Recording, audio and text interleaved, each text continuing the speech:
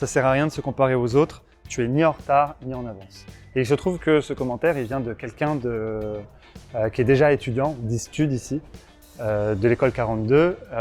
Et il remarque ça parce que moi, je suis à un rythme assez moyen, peut-être même un peu plus rapide que d'autres. Et du coup, il voulait mettre l'accent, et il a vraiment raison sur le fait que le rythme n'a aucune importance, chacun a son rythme. Et qu'il y a des personnes qui vont vraiment pas loin. J'ai entendu qu'il y avait des personnes qui allaient au C04, qui étaient pris à la piscine et qui arrivaient à l'école.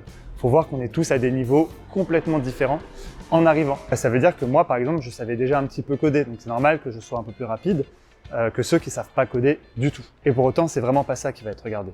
Pas du tout. Ce qui va être regardé, c'est est-ce que on va bien s'en sortir si on rentre à l'école 42, est-ce qu'on est capable d'être autonome, est-ce qu'on est capable d'apprendre, est-ce que la pédagogie nous convient. Donc merci pour cette clarification. Alors il y a un commentaire qui dit je n'y connais rien mais je trouve tes vidéos très intéressantes, bravo à toi. Et il y a pas mal de petits commentaires comme ça, notamment parce qu'il y a des gens qui regardent ces vidéos, qui me connaissent de près ou de loin, et qui du coup veulent voir ce que je fais et se font un peu attraper par le vlog et écoutent au moins une ou deux ou trois vidéos et ont envie de me soutenir et de me dire que c'est intéressant. J'ai même, si vous faites attention aux commentaires, j'ai pas mal de famille qui est présent et qui me fait qui m'envoie des messages pour m'aider, et à chaque fois ça fait hyper plaisir. Il y a des cousins, des cousines, il y a mon père, il y a ma mère. Il y a tout le monde qui est là et franchement, tous ces commentaires-là sont hyper bienvenus et font plaisir. Et en plus, ça prouve que des gens qui ne connaissent pas forcément l'informatique peuvent un peu se prendre au jeu parce que, en fait, même si c'est ma famille, ils pourraient juste regarder une vidéo ou deux et se lasser un petit peu, et beaucoup les regardent tous. C'est vraiment cool. Du coup, merci à tout le monde. Il y en a un qui dit « Merci, super format de vidéo, je suis inscrit pour la piscine de septembre, ça m'aide beaucoup ». Alors j'ai eu plusieurs commentaires comme ça. C'est vrai que je m'étais pas forcément attendu à ce que des gens qui vont rentrer dans la piscine juste après moi. Donc moi, elle se termine le 3 septembre, il me semble. Et après, il y a une autre piscine qui commence. Je pensais pas que eux ils seraient intéressés et regarderaient ça, mais en fait, oui, c'est logique. Ils veulent savoir comment ça se passe. Et tous ceux qui ont leur piscine en septembre, je vous souhaite, je vous souhaite de vous éclater à la piscine. Je vous souhaite de vraiment le vivre comme une expérience riche et intense. Et j'espère que mon vlog vous aide un petit peu, mais j'espère aussi qu'il va pas trop vous spoil. Ok, voilà. Parfois c'est assez sympa aussi de découvrir les trucs au fur et à mesure, mais après c'est votre choix. Hein. Si vous voulez tout savoir, soyez ici. Mais de toute façon, je vous dis pas tout non plus. Donc voilà, courage à tous ceux qui vont commencer une piscine en septembre ou même plus tard. Il y a un commentaire qui me demande comment on gagne de l'XP, donc de l'expérience, donc des points dans la piscine. Alors ça fait un peu suite à, je vous ai pas mal parlé de gamification, du fait que tout est un peu tourné comme un jeu, et on a en effet des XP, donc des points, et ensuite on grimpe des niveaux, des levels. Par exemple, je crois que je suis niveau 4, voilà, quelque chose comme ça. Bon, c'est pas des choses que je regarde beaucoup parce que je m'y intéresse pas, et parce que je trouve que c'est plus anxiogène qu'autre chose. Mais je vais quand même répondre à la question, qu'est-ce qui fait gagner des points? C'est les points d'examen. Donc on a des examens, on a des examens tous les vendredis. Il y a aussi le fait de rendre des modules. Il y a aussi les rushs. Donc tout ça nous fait gagner des points. En fait, c'est toute la progression en termes de code qui nous fait gagner des points. Il y a Yugi qui me dit et petit tips, fais le rush de ce week-end avec ses bonus. Alors oui, parce qu'en fait, on dit ici que le premier rush, il est facile. C'est-à-dire qu'il est assez facile à faire. Faut vraiment s'inscrire parce que c'est un peu des points faciles à avoir. Par contre, on dit des autres rushs, le deuxième et le troisième, qui sont beaucoup plus durs et que si on les prend, on aura un petit peu du mal à les finir. Mais il faut savoir que c'est pas grave d'avoir 0 à un rush. C'est vraiment pas important. Au pire, on a 0, mais ce qui est important, c'est plus le commentaire du tuteur qui a examiné le rush. Ça veut dire, est-ce qu'on a bien travaillé en équipe? Est-ce qu'on a vraiment fait de notre mieux? Est-ce qu'on a appris des choses? Mais surtout, est-ce qu'on a travaillé en équipe?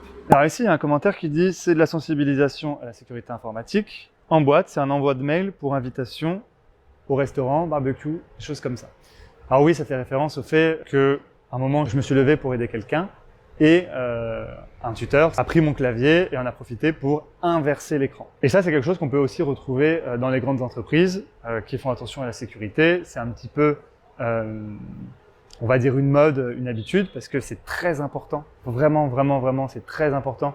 Quand on est connecté en tant que développeur, on a accès à plein de données qui sont parfois un petit peu sensibles. Donc, quand on se lève et qu'on part, il faut se délog, il faut verrouiller sa session, parce qu'on est responsable de tout ce qu'on fait avec notre compte. Et du coup, si quelqu'un commet cette erreur, et ben, les autres vont en profiter et vont par exemple envoyer un mail à toute la boîte en disant « Demain, c'est moi qui offre les croissants » ou le restaurant ou n'importe quoi. Et puis, c'est un peu dans la coutume de dire « Bah oui, si je me suis fait avoir, et ben, c'est vrai que je vais payer les croissants ou que je vais payer le restaurant ou n'importe quoi. » Ici, il y a un commentaire qui dit « Une super ambiance avec beaucoup de respect et de solidarité. » C'est vrai qu'il y a vraiment beaucoup de respect et de solidarité. Vraiment, les gens sont super sympas. Donc maintenant, ce qui a démarré, c'est que quand quelqu'un réussit quelque chose et que quelqu'un d'autre l'applaudit, et bah, tout le monde se met à applaudir. Donc ça nous arrive plusieurs fois par jour maintenant, à des moments un petit peu random, d'entendre des gens applaudir et de tous se mettre à applaudir et à siffler un petit peu.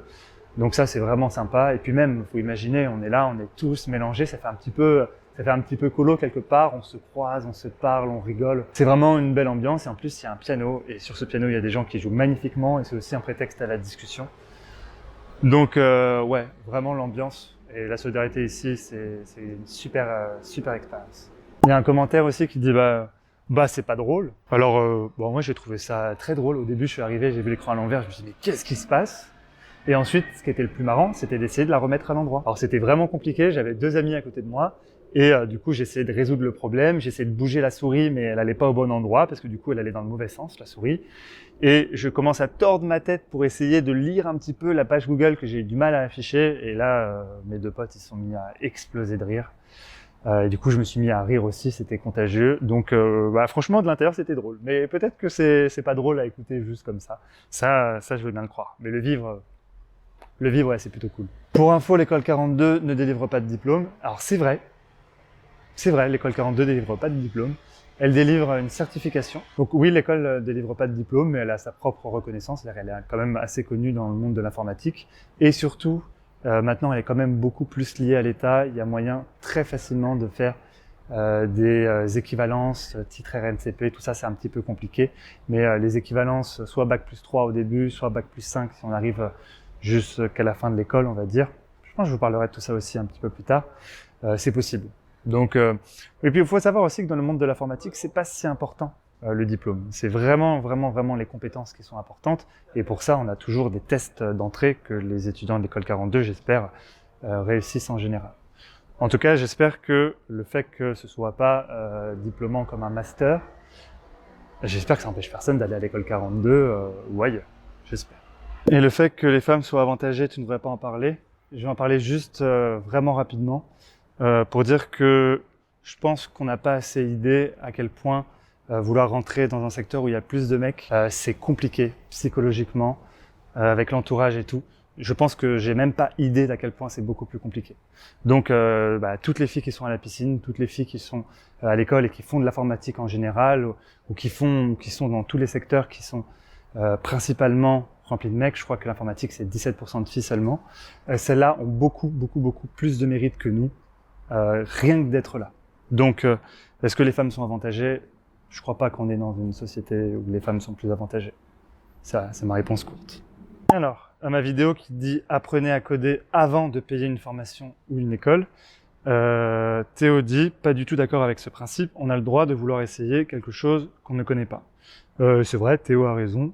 On peut totalement même faire une formation si on ne connaît pas du tout et s'en sortir.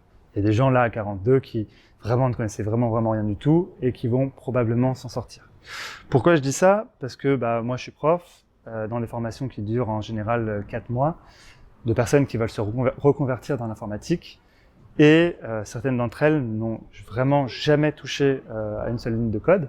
Donc déjà, ils savent pas si ça leur plaît ou pas, sauf qu'ils ont investi beaucoup de temps, 4 mois dans une vie quand même, et après 4 mois de stage encore, donc c'est 8 mois, parfois c'est beaucoup plus de temps, et ils ont aussi investi de l'argent. Et il faut aussi savoir que les programmes de ces formations sont très denses, et que dans une classe, de toute façon, on a toujours un grand pourcentage de personnes qui ont déjà un petit peu, au moins un petit peu codé. Donc tu peux arriver à l'école en n'ayant jamais rien essayé du tout, ok, mais sache que ça va être plus dur, et que si tu te rends compte que c'est pas fait pour toi, tu auras juste perdu du temps et de l'argent, ce qui est pas très grave en soi.